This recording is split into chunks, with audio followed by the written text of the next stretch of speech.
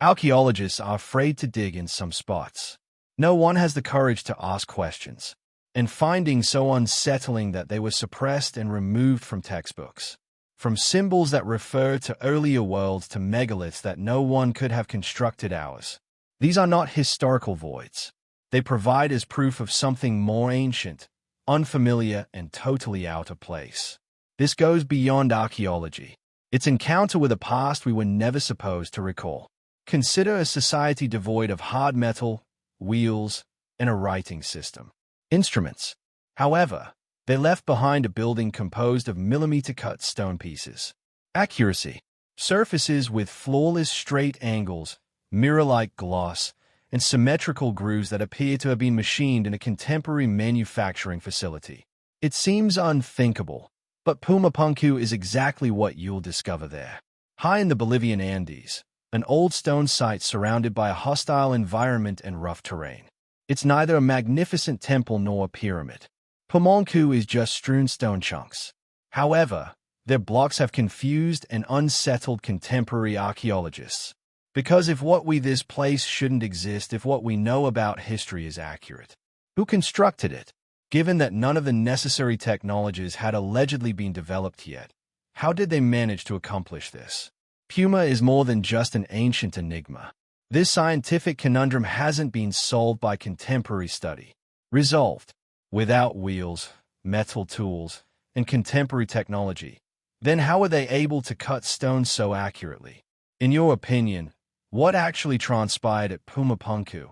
A vanished ancient technology, a culture that has been forgotten, or are we just undervaluing our forefathers? Leave a comment with your theory. I'd love to hear your explanation on this puzzle. Pumapunku's stonework is its most striking feature. Method accomplished with almost microscopic accuracy. Although there isn't evidence of any use of metal tools, as the stone blocks here were mostly manufactured from diorite and andante, two kinds of very hard rock that are similar in on the MO scale for steel hardness, they were drilled, chopped, and grooved using an unfathomable skill level. Some surfaces have a glass-like smoothness. The corners are evenly spaced with holes and oriented at nearly perfect right angles, like it was created using contemporary CNC equipment.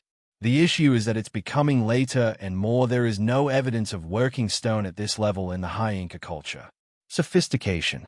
These blocks have been analyzed by contemporary engineers using laser measuring tools and sensors, showing variations in surfaces, angles, and cuts of less than 0.1%, a degree of precision that is now only found in expensive industrial machining. Features such as parallel tracks, U-shaped grooves, and identically shaped H-blocks appear to have been made by hand with gentler instruments. However, this is the justification that archaeology still uses today. If they didn't have any metal tools, then and without any equipment, how did they manage? The inquiry has sparked decades of discussion. According to certain theories, the Tiwanaku people utilized stones that were considerably harder to grind and pound the substance. However, it would take hundreds of years to create a single block using this method, let alone only hundreds. Others suggest that an unidentified plant-based chemical softening agent, according to a local tale. However, there is currently no scientific proof for this theory. The central enigma still exists. How might a society devoid of metal technology produce masonry that is superior to that of the majority of its era civilizations? Among the presence of H-shaped stone blocks is one of Pumapunku's most remarkable features. Often called H-blocks, these have emerged as a key component of contemporary scientific investigation. In addition to being aesthetically pleasing, these blocks demonstrate a remarkable degree of artistry. They had grooves and were incredibly precisely cut, interlocking ridges and drill holes that are square and round and match in size and proportion with striking regularity. This implies that they weren't made randomly, but adhered to a rigorous technical standard as though they were separate parts of a complex system that is mechanical. Interestingly, the H-blocks can be put together in a variety of orientations, creating interlocking, tight-fitting structures resembling joints in contemporary engineering for construction. Replicating even one block would be extremely difficult. Challenge. However, Pumapunk has dozens of these identical parts, which is an accomplishment. that, at least, greatly surpasses the potential of known archaic hand tools. Today's comprehension. According to numerous theories, these blocks might have been a component of a water channel system, a fundamental locking mechanism in architecture, or even a building in order to convey mechanical force. But as a large portion of the site has been lost throughout time, all that remains is with dispersed pieces, traces of an old engineering system that has never been documented in history. Among the most one of Pumapunku's most perplexing mysteries is how its enormous stone blocks were moved to the building site. Website. Many of these blocks are more than 100 tons in weight. Additionally, the quarry they were originating from is located around 10 kilometers distant in rocky hilly terrain at an elevation of more than 3,800 meters in the airplain area of Bolivia. What really surprises, according to scholars, the Tiwanaku society lacked carts and wheels. With the absence of draft animals, which are essential components like horses and oxen necessary for even the earliest forms of conveyance. Considering the rough terrain, soft ground, and slopes, moving stones that big seems almost impossible. According to some theories, they might have utilized floating rafts or wooden rollers, although the region there are not enough large trees near Lake Titicaca to provide enough rolling the stones would have been difficult due to the damp, rough terrain and the timber. Not feasible. According to current physical calculations, dragging a single object would require thousands of people. Blocked by hand. A very impossible feat considering the number of the population and the technical time constraints. Consequently, the way that the Tiwanaku people, it is still unclear how these massive stones were moved and positioned in ancient engineering. Despite frequently being categorized as a ceremonial building, Pumapunku has characteristics that have caused numerous contemporary scholars to doubt its actual intent. The blocks of stone are modular in design, including polished angled surfaces, center drill holes, interlocking joints, and channels, all of which indicate a very methodical and intricate build that is significantly more than what would be necessary for activities that are solely religious. According to several theories, it might have formerly an engineering hub that may have been used to regulate water flow, convey mechanical force, or even act as a tracking observatory for the stars. The motions of the stars and sun. Certain stone alignments that correspond this suspicion is further supported by cosmic happenings. Perhaps we are searching at the remains of a lost technical knowledge base that is not included in the traditional past. This is perhaps the most telling detail. Engineers of today who have attempted to replicate Pumapunku's stonework with antique tools have been unsuccessful time and time again. Correspond to the accuracy. Despite the use of industrial machinery and diamond tip saws, making a similar H-block requires a lot of time, work, and even then there are still minor errors. This simply adds to the mystery and strengthens the fact that Pumapunku remains one of archaeology's most elusive mysteries. Pumapunku is more than just a collection of prehistoric rock. This is a hugely important question. Into the date, one that challenges our preconceived notions about human history and prehistoric capacities. There are plenty of hypotheses that range from there have been suggestions ranging from traditional to imaginative, but none provide a completely satisfactory response. And maybe that's why is Pumapunku still in business. A silent stone message from the past stating that official history is still unable to fully comprehend some facts.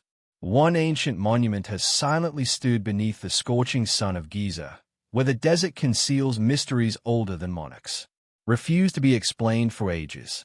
Not even the Sphinx or the Great Pyramid itself, but something quite different, and possibly much more ancient. Next to the few visitors notice the structure behind the famous statue of the Sphinx, and even fewer historians are completely aware of the Sphinx temple.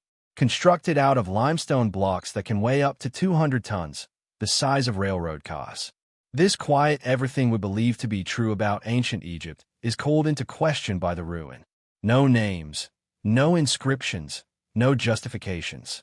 Only stone, enormous, finely carved, and inexplicably put together with a degree of ability that appears to be completely out of line with the resources and expertise of its time.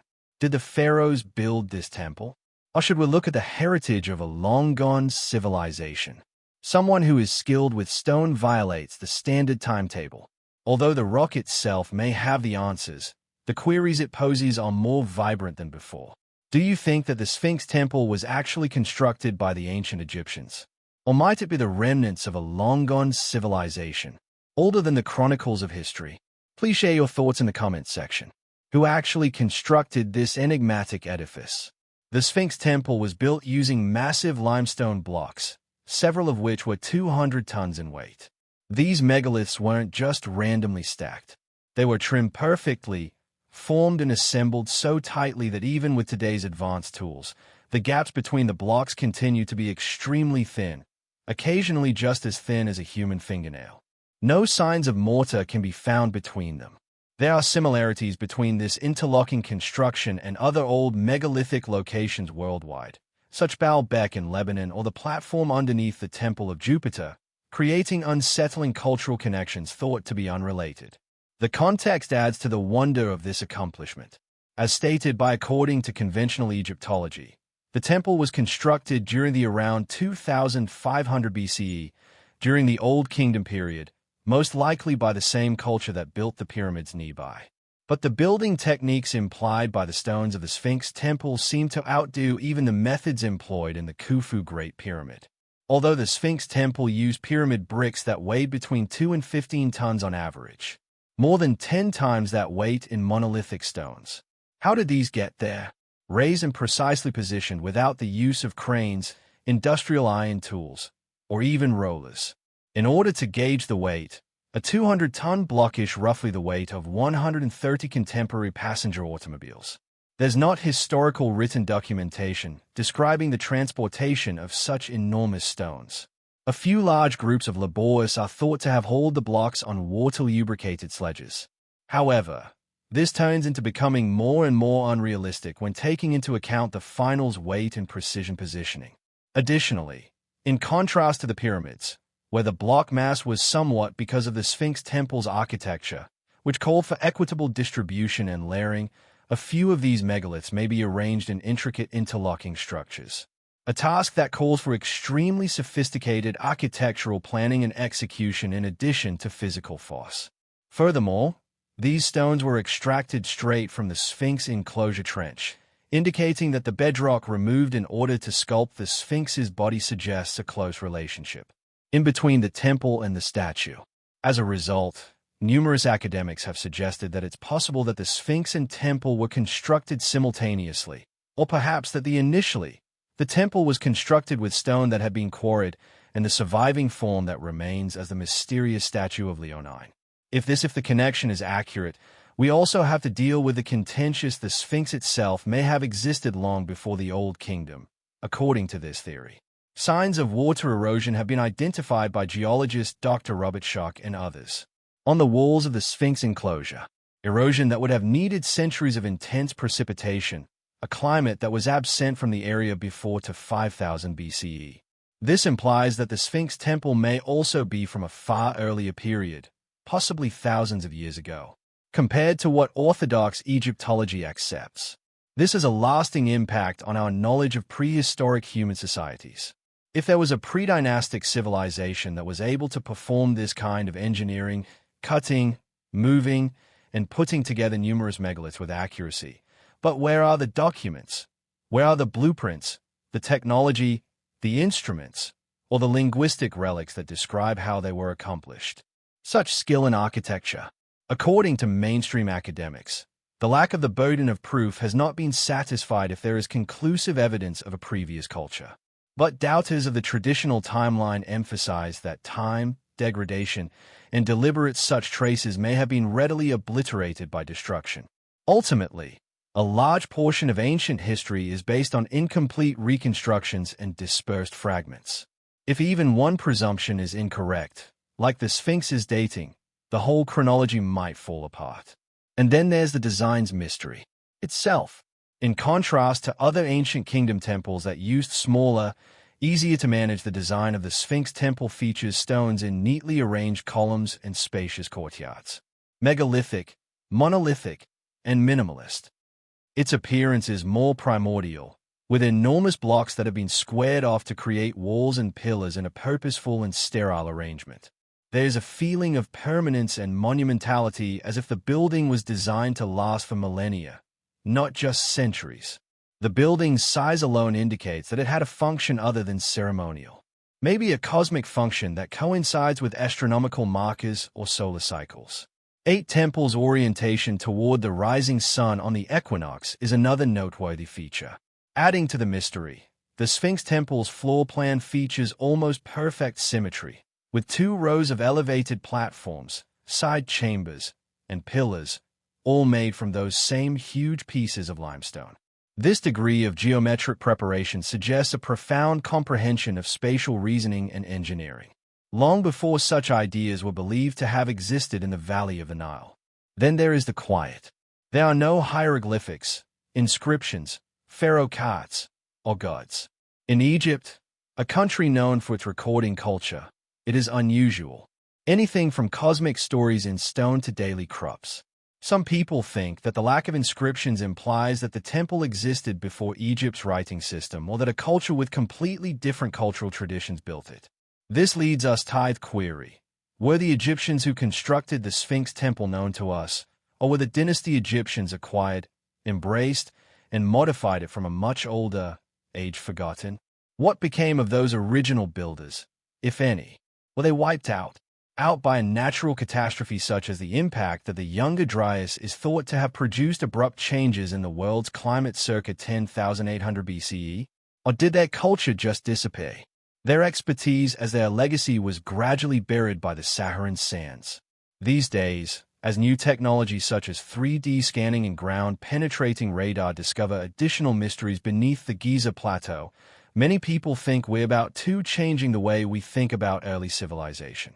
The Temple of Sphinx might not only contain architectural wonders. Additionally, it might be the final remnant of a whole era in human history, one that has not yet been recognized by dominant discourses.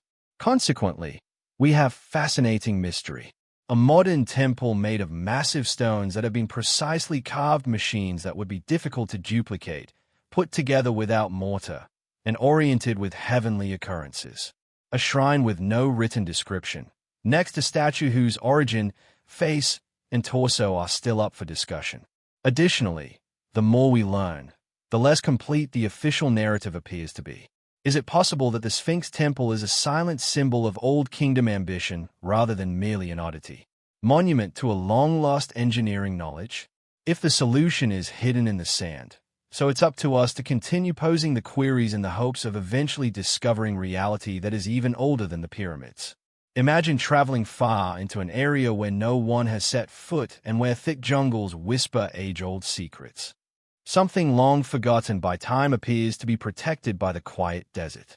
Next, abruptly, among bare landscape and eroded rocks, a scene emerges that the whole archaeological crew is left speechless. Enormous arches made of stone, unbelievably curved, towering like civilization portals, never documented in any known historical period. No inscriptions, no indications of everyday existence identifying their makers, simply stone constructions, no human remains, and each one weighing hundreds of tons, built with such accuracy that they surpass all physical laws that were believed to be grasped. This is not your typical archaeological dig. Locate. It is a message from a long time ago that has been etched into stone. A contemporary world no scientist has ever ventured to dream. Why do you suppose these are impossible? Arches of stone, a vanished society, an antiquated technology that is significantly older than contemporary comprehension, or merely an odd natural occurrence? Leave a comment with your theory. Perhaps you will be the first to solve this age-old riddle. What surprises the scientists the most, the degree of architectural intricacy of these stone arches is more impressive than their mere size. Significantly more than what is known from earlier societies. These arches are constructed from enormous chunks of monolithic stone, some of which weighed hundreds of tons, and most astonishingly they were put together without the use of glue, cement, or any obvious locking systems. The accuracy with which each block was cut and angled was astounding. Interlocked edges with almost no tolerance.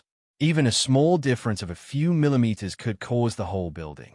However, these arches have endured for millennia, fending off climate changes, wind erosion, earthquakes, and a lengthy history of human disregard. They are more than just construction marvels. They serve as tangible evidence of an engineering intelligence that remains elusive in the realm of contemporary science. They are not haphazardly designed. It displays a deep comprehension of material strength, gravity, and force distribution, at a stage where we would only anticipate from highly skilled modern engineers. Among the most astounding features of the way these stone arches violate the conventional rules of physics and architecture. Rather than employing force-distributing frameworks or central pillars, such many arches in Gothic or Roman styles seem to float in mid-air, merely held up by sheer rock cliffs on both ends, or perhaps resting on incredibly limited areas of contact that don't seem to be able to support so much weight. Some arches have sharp curves. Some tilt completely off axis, while others tilt to one side. However, everything is still completely stable, standing the test of thousands of years. Modern engineers are baffled by this. Even with the sophisticated technology of today, it would be difficult to recreate such structures. Almost impossible without thorough plans and carefully calibrated temporary assistance. These arches are more than just artificial structures. They are alive, architectural paradoxes, posing significant queries regarding the technological understanding of those who constructed them. Another equally perplexing feature is the materials and building techniques that went into making these arches. In contrast to classical structures that frequently display evidence of metal tool chiseling or carving, there is absolutely no indication of hand processing on these stones.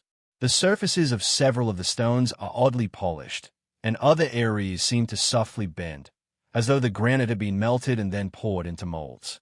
Under some blocks even gleam like glass in the sunlight, indicating that they were exposed to extreme pressure or heat. Of particular interest is the stone itself. It is not your typical sandstone or basalt. It is made out of thick metamorphic rock, often created deep under the Earth's crust, with densely packed crystal formations crust at many kilometers deep. For the ancients, taking such it would have been almost impossible to move and shape the material, let alone transport it. Even with contemporary equipment, these stones would be extremely difficult to cut and assemble technically. Thus, how did individuals in the far past accomplish this? There is still no response to that query. A few researchers think that the remaining pieces of a prehistoric structure could be these stone arches. Perhaps even older than Sumer, this civilization has entirely disappeared from historical records. Egypt, according to bolder theories, there might have been a part of an earlier culture, earlier than the Big Deluge. According to numerous stories from antiquity, the arches don't seem to be self-supporting. Rather, they appear to be placed like stone gateways in a methodical design, identifying link spots, holy borders, or routes in a broad network. In several areas, they create tens of kilometers of straight lines along the sides of cliffs or mountain ridges, casting doubt on the idea that these were formerly a component of a purposefully designed edifice, one that we don't even know about today. Among the most disturbing features is the total lack of any. These stone arches are surrounded by human footprints.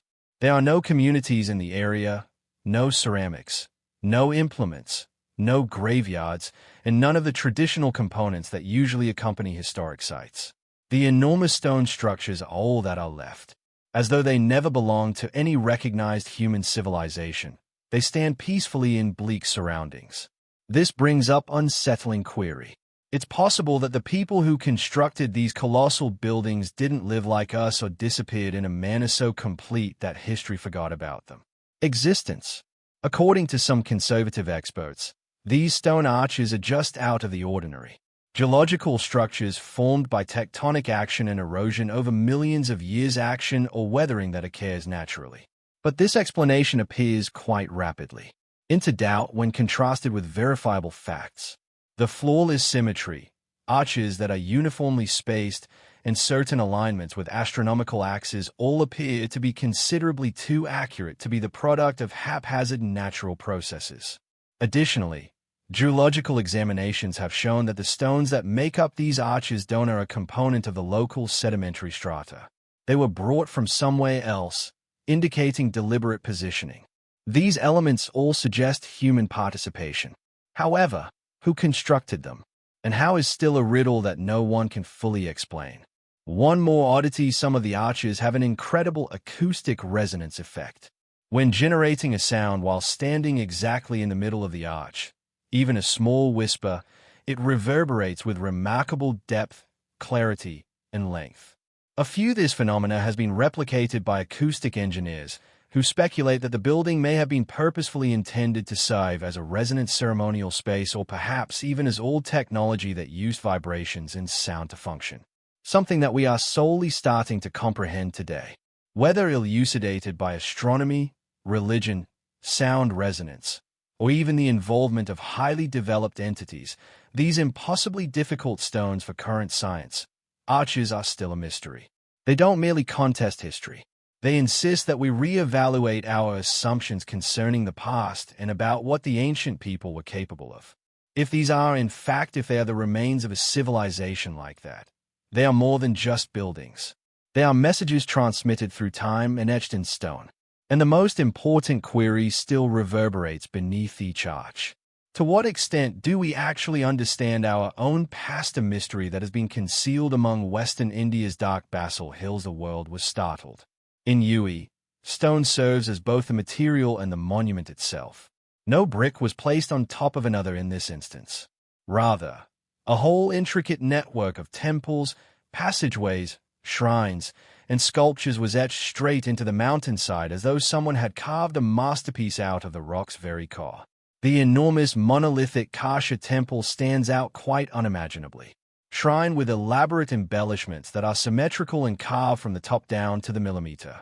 Despite the removal of hundreds of thousands of tons of stone, not a trace.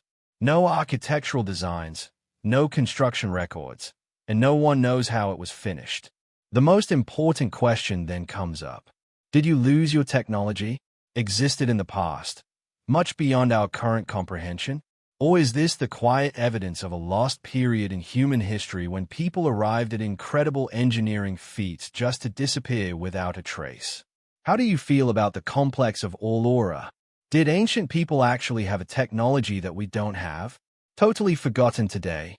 Or is this whole wonder really the outcome of genius, perseverance, and workmanship well ahead of its time? Explain your theory in the remarks section below. I'd be interested in hearing your viewpoint. Among the Kasha temple's completely unusual architecture is one of its most astounding features for academics examining it. Approach. Rather than being constructed from separate chunks of stone, the whole huge structure was cut straight from a single, solid basalt block. Starting at the top, this implied that ancient artisans had to do more than just visualize the complete three-dimensional design in their brains, but they could also not afford to make any mistakes because each chisel stroke was irrevocable. According to estimates, at least 400,000 tons of rock were taken out, which is equal to the weight of numerous contemporary towers. However, there is no proof of where the stone left. There are no quarries in the area, no signs of excavation, and no records of transportation. Archaeologists are even more astounded by the fact that each architectural element in the temple exhibits an incredible degree of accuracy. Based on the ratios from the elaborate carvings to the columns, walls, and domes, everything was executed completely by hand in a small, dark room inside solid rock. Consider standing in front of an enormous block of basalt, a rock that is almost as hard as steel. There were no diamond saws, electric drills, and most definitely no laser technology. Every one of the handheld hammers, primitive iron chisels, and pure human might were the tools of the ancients. Nevertheless, they were able to arrange stone columns in rows that were in alignment, precisely the same in terms of height, diameter, and spacing, as though measured using contemporary equipment. The ceilings are beautifully sculpted and more than 10 meters high. Motifs that are symmetrical. Every line is deep and smooth, free of any imperfections or distortions. There are lengthy stone walls deep inside the mountain that are almost for dozens of meters. It was perfectly flat with acute right angles. Everything was done in cramped, dimly lit areas where mistakes were not allowed. Numerous modern engineers acknowledge that this degree of accuracy is comparable to an ancient and unnecessary computer-controlled technology is the CNC system. Back then, the Kasha temple was even compared by some as reverse 3D printed by carefully eliminating undesirable stone rather than by adding material to show a finished construction within. Even more astounding is the fact that even contemporary laser tools would struggle to complete some of the elaborate engravings. Months to make them again. However, some estimations indicate that it's possible that the enormous temple was finished in just 18 to 20 years. Thus, it is still unclear if they actually used simple tools or if they have method that is entirely extinct in the history of humanity. Regarding a structure given the Kayasa temple's size and complexity, one would anticipate seeing architectural blueprints, building logs, or organizational documents of work, or at least some of the old books' descriptions. However, surprisingly, there is nothing at all. Not a single old document describes the construction of the temple. No technical outlines, no blueprints, and most significantly, no specific tools have ever been found at the location. Many researchers have questioned the entire absence. Have we lost vital component to the understanding of old technology? Some audacious theories propose that the ancients used a now extinct method to soften the stone rather than cutting it in the conventional sense. This might have involved a natural chemical component that could change the rock or high-frequency vibrations. Structure in a little amount of time. If that's accurate, Kayasa as well as theists would require a complete rewriting of human engineering history. Records from the general public indicate that the Kayasa temple was constructed around the 8th or 9th century CE during the Rashtrakuta kingdom. But a growing number of specialists are unsure if this schedule is genuinely correct. Considering the resources, methods, and instruments that are known to exist, building a monument as intricate and accurate as Kayasa at the time seems almost impossible. A daring hypothesis that the temple might have existed has been advanced by a few independent researchers long ago and was only passed down or restored by succeeding empires. They indicate to hints like obvious artistic patterns, old weathering on specific stone surfaces, variations in carvings between levels, and the reality that Kayasa is noticed in any modern literature. If these claims are accurate, then Allura may be the remnants of a once highly developed society. Documented history before disappearing completely. Kayasa is more than just monument to religion. This technical difficulty defies all existing comprehension. How could prehistoric humans have carved basalt, a rock more durable than steel, without creating fractures or cracks? How did they create designs that were precisely symmetrical and almost dark, and everything by hand? The most startling of all, perhaps, is why is there no documentation that explains how it was done? These unresolved issues have caused many people to think that Allura is more than just a place of worship. It might indeed be a holdover from earlier wisdom that existed, disappeared, or was purposefully kept out of human history. Scientists, engineers, archaeologists, and others are still drawn to Allura today, and tourists from all around the world. Everyone is attempting to solve a portion of the large puzzle. However, until conclusive proof is found, the issue of one of the most fascinating mysteries in human history is what amazing technology might have created. Do you think that great technology that has since been lost was indeed possessed by ancient people? Or is Allura just evidence of what the human spirit can accomplish even with few resources and unending willpower? Leave a remark with your ideas, since your viewpoint could assist uncover one of the biggest riddles ever inscribed on stone. Before the pyramids, before Stonehenge emerged on Britain's verdant lowlands penetrated Giza sky, an incredible object was already standing in the center of the Sahara.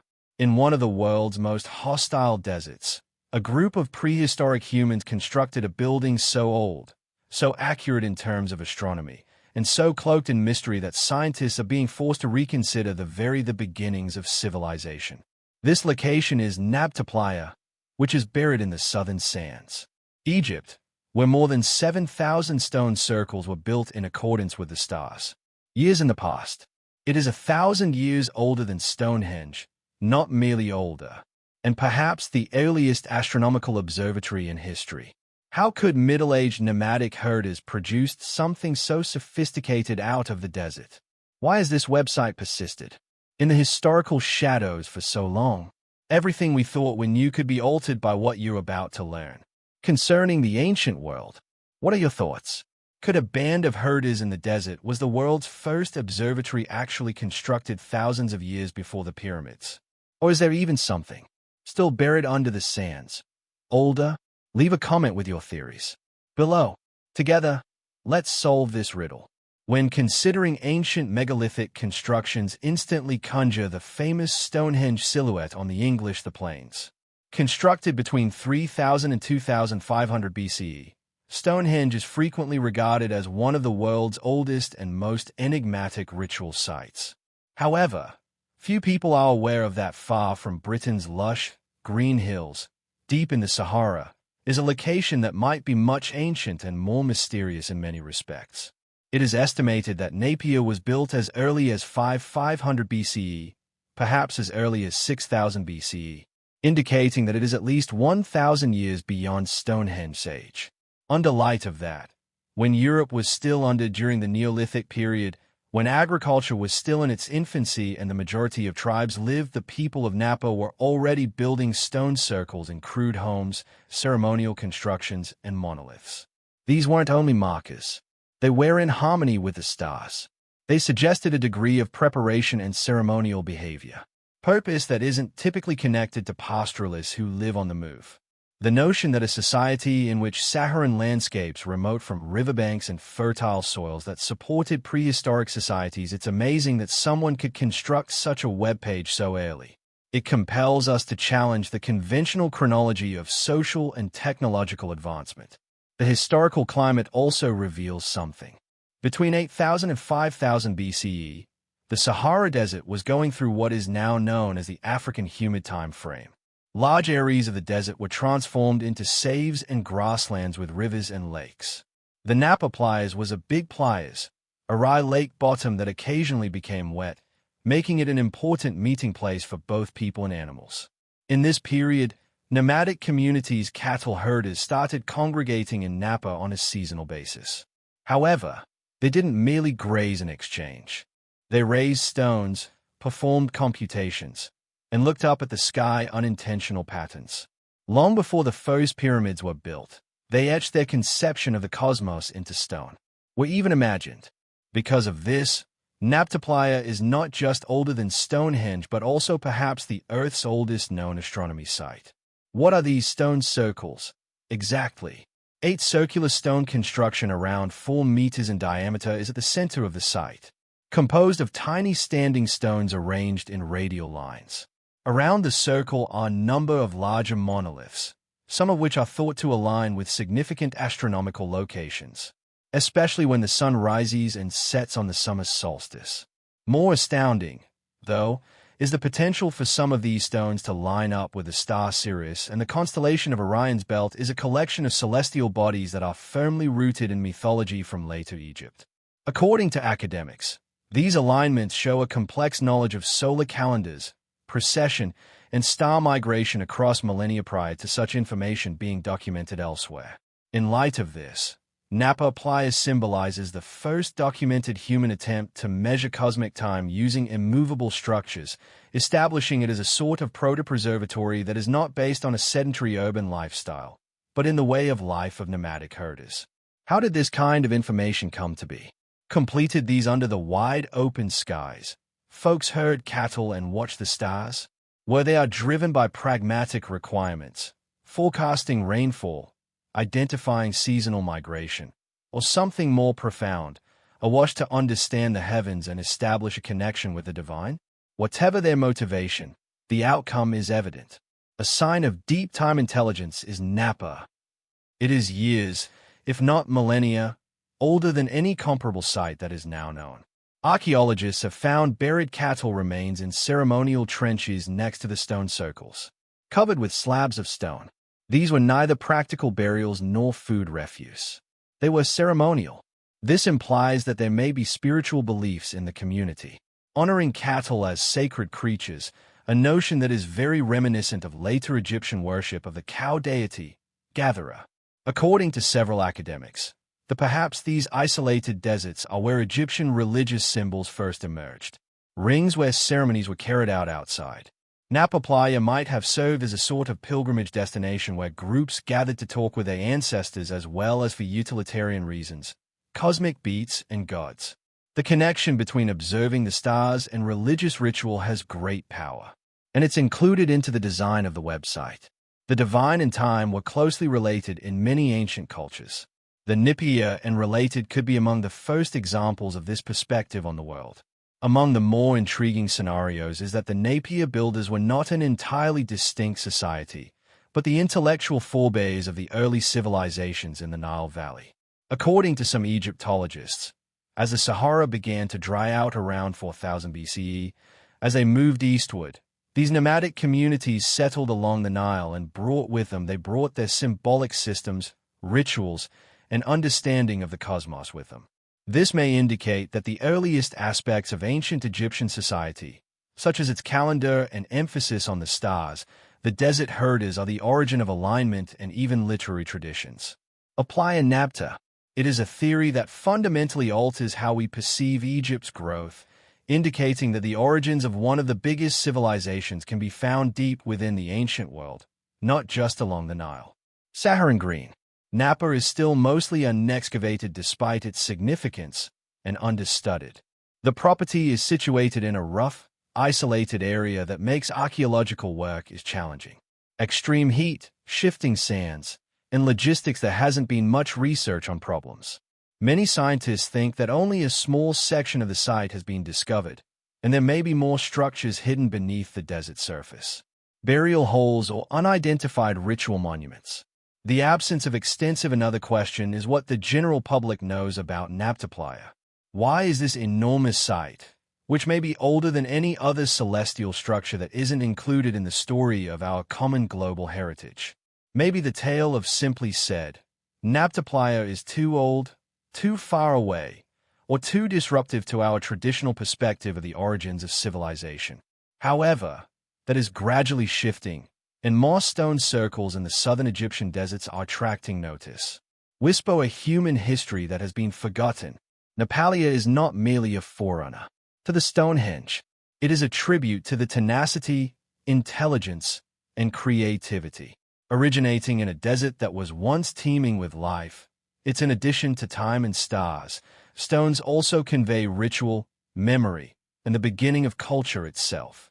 Far before written language, far before empire's word, humans gazed to the sky long before they ever conceived of the pyramids. Used stone to record the seasons and looked to the cosmic cycles for meaning. Additionally, in a distant, forgotten, they left behind the oldest calendar we've ever seen in a corner of the Sahara. In a small, sleepy Massachusetts town where nobody would anticipate anything remarkable, there's a modest old rock there. It appears normal at first, until someone saw the unimaginable. A faint engraving that distinctly shows the form of an armored European knight with a sword and shield in hand. There is just silent lines engraved in stone. There is no plaque or inscription. However, they hint at a possibility that might cause history to tremble. Was it possible for Europeans to enter the New World centuries before the voyage of Christopher Columbus? If so, what has caused everything to be forgotten? Currently referred to as the Westford Knight, this carving performs more than question our preconceived notions about the history of exploration.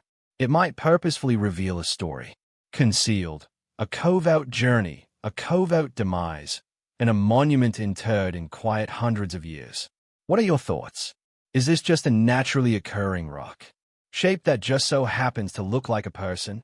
Or is it really the remnant of a knight from Europe who arrived in the Americas long before Christopher Columbus? If thesis genuine, we might have to revise the whole record of who actually found the New World. Which side do you support? Coincidence or evidence that was forgotten? Distribute your opinions in the space provided here. Upon initial observation, the rock at Westford seems inconspicuous. It lacks the pyramid's size and imposingness, like other historic monuments. However, beneath its light gray exterior is an odd detail, a subtle carving that distinctly looks like a knight from the Middle Ages. As stated to 19th century sketches and contemporary research with 3D scanning technology, the picture shows a figure standing erect and about 6 feet tall, carrying a triangle shield with a crest and a chainmail armor-long sword that was common in the 14th century. The noteworthy aspect of the design is that it displays not at all like any known Native American art form, but rather ideally resembles the stance and dress of a medieval European knight. If this isn't a natural carving, coincidence, It might be a startling piece of proof that Europeans lived in the Americas, long before exploration became a thing. A minor detail that has the potential to tremble the historical foundations. One of the most widely accepted explanations regarding the Westford Knight's origins, the fact that the carving is a tribute to Sir James Gunn, a Scottish knight who is thought to have traveled across the Atlantic with Prince Henry Sinclair in 1398, almost a century prior to Columbus's voyage. Some ancient records kept by the Sinclair family. The voyage was not meant for conquest or trade, but rather a journey to an uncharted territory. Sagan is reported to have perished during this journey. Additionally, his friends honored him by carving his likeness onto a rock at the location, whereas a symbolic indication of their arrival in a foreign continent, they had halted. If this is accurate, consequently, the Westford Knight is more than just a carving. It's a lost fragment of historical proof. The Westford Knight idea is frequently rejected by conventional academics, who contend that the carvings are too subtle and susceptible to misunderstanding. It is referred to as a parabola instance, a psychological phenomena in which the brain automatically assigns known forms like faces or figures to arbitrary designs like stone scrapes. However, other scholars argue that this rock's markings are not at all random. They highlight the distinct lines that make up the shape. Comprises a shield, a sword, and even a helmet, all of which are typical pieces of gear for a European knight in the 14th century. Interestingly, some computer-generated reconstructions have featuring a shield crest that closely matches the gun's insignia. Family, which strengthens the hypothesis that this is a monument to Sir James Gunn. Believable. In the event that this is not a work of fiction, it may be those who arrived in the Americas long before official history was written constructed a purposeful memorial. At Massachusetts might not appear to be a suitable site for medieval European explorations. But if Prince Henry Sinclair's journey from Scotland to Newfoundland, then going further down North America's northeastern shore actually happened, afterward, Westford might have served as one of their tactical halts. The topography of the area wasn't all that different in the 14th century. Forests, rivers, and a wealth of naturalists was perfect for anchoring, resting, and replenishing due to its supplies. If Sir James Gunn or another expedition member had perished there, then in addition to being logical, carving his likeness into stone as a memorial would have been in line with European traditions of remembrance at that time period. This placement decision adds weight, and the Westford Knight theory's credibility. Despite the fact that more and more pertinent information has been provided, the mainstream academia continues to be highly skeptical of Westford Knight's theory, with detractors claiming that there is no tangible weaponry, human remains, or European-made tools, among other objects, have been discovered close to the location, confirming the carving's validity. They additionally stress that, except from a few family documents, no official European records exist that record such a voyage. Manuscripts that are hard to confirm.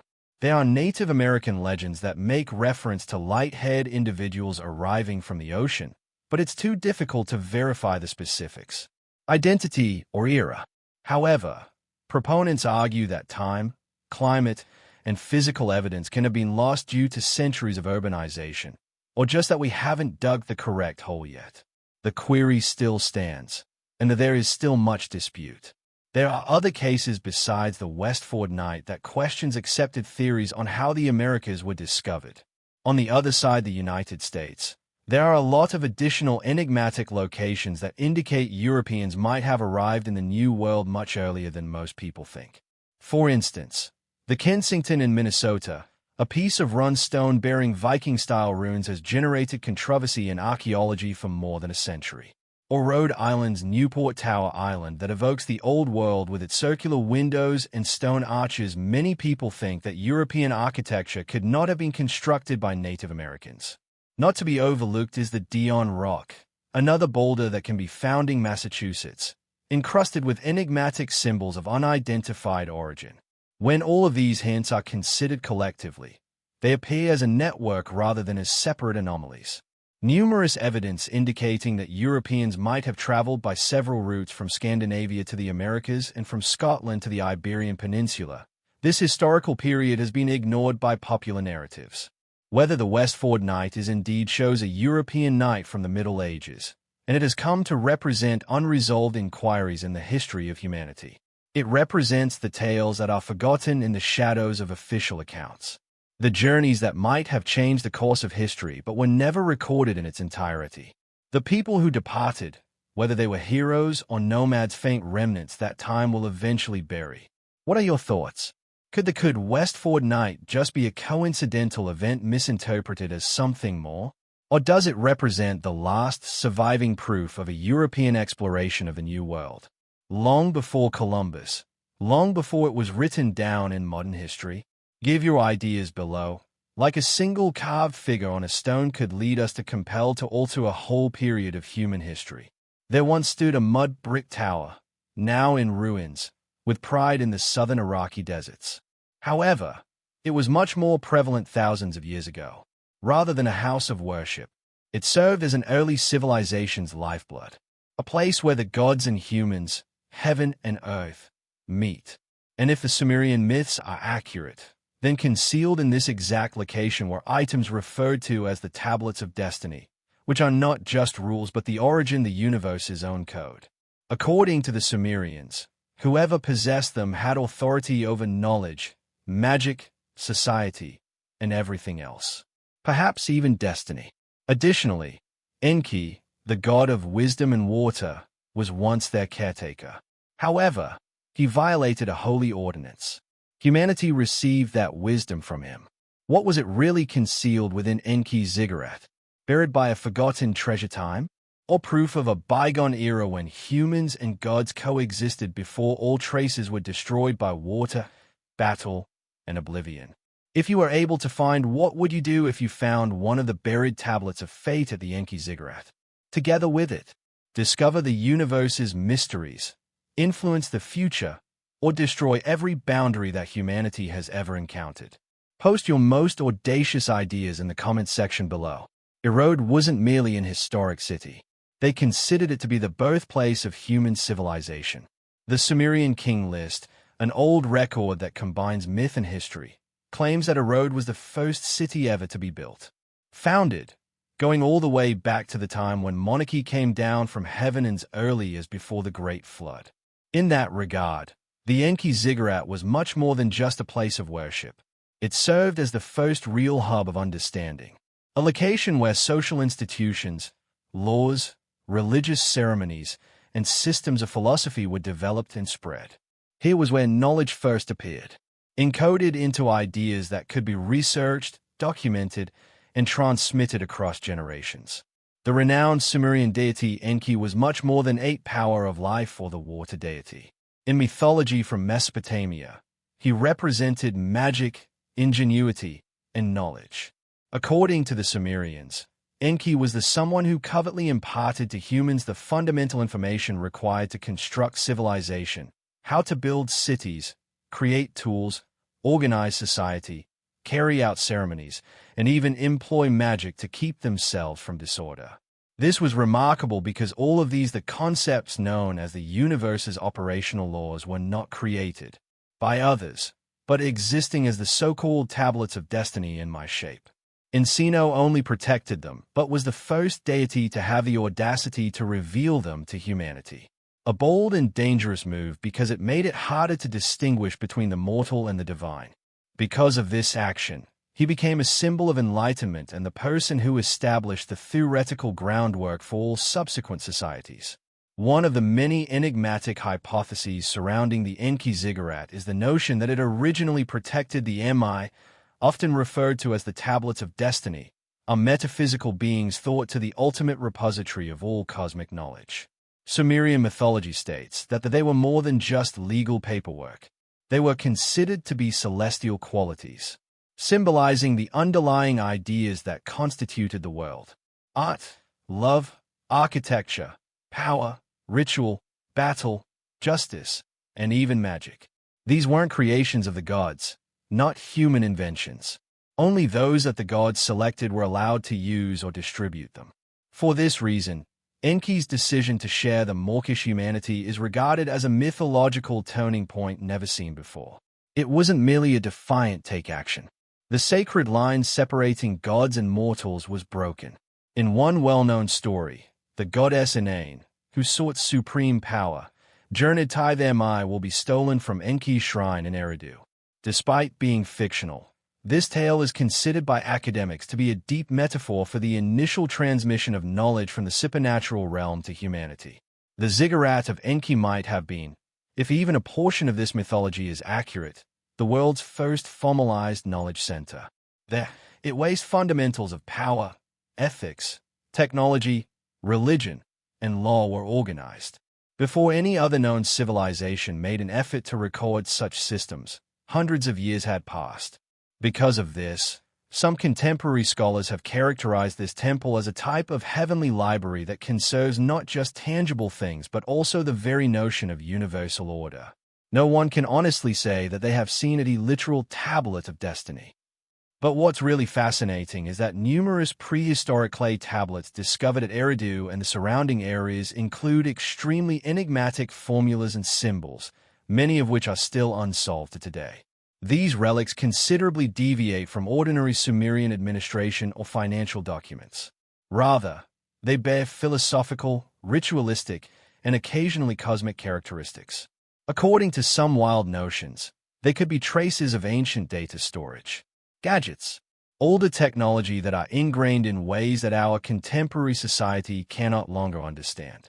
Even if these concepts are still debatable, the potential that a structured system of information was kept and transmitted between 5,000 and 6,000 years ago, down through ceremonial and religious structures, has a solid basis in archaeological as well as historical evidence.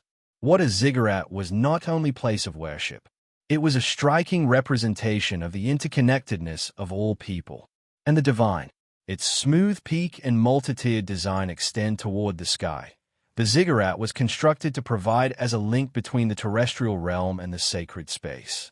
This symbolism is considerably more strong in the case of Enki, Hughes, the deity of underground waters who lived under the surface of the earth. However, he was additionally the same entity that gave the surface its illumination humanity. If the MI and the tablets of fate are seen as data, then Throne could think of ziggurat as a sort of processing and transmission hub. Humans developed society, law, and art based on the cosmic principles that the gods gave them here, and technology, establishing the groundwork for human civilization as a whole. Nowadays, the majority of Enki's ziggurat is made up of disintegrating mud brick over time, layers of alluvial soil formed over the ruins. However, its intellectual and spiritual worth has not been overlooked. It is no coincidence that contemporary researchers refer to Eridu as the first cradle of knowledge. The further digs reach architectural foundations, clay tablets, and ceremonial traces, the more obvious it is. This was more than just a place of worship, but the exact location where people initially made an effort to comprehend their surroundings. More significantly, it was the location where they started documenting, organizing, and purposefully disseminating knowledge. Despite being forgotten over time, the ziggurat of Enki might have been the first school that humanity has ever constructed, a location that is used not only for prayer but also for maintaining and giving information from one generation to the next, above all. A location where the fields of astronomy, law, art, medicine, and social power symbols all began. A location known in mythology as the House of Enki, but which history may acknowledge as the actual genesis of human intelligence. What are your thoughts? Were their tablets of destiny only metaphors from mythology, or may they have been a true system of knowledge at one point? Lost to calamity and time? Leave a comment below with your opinions.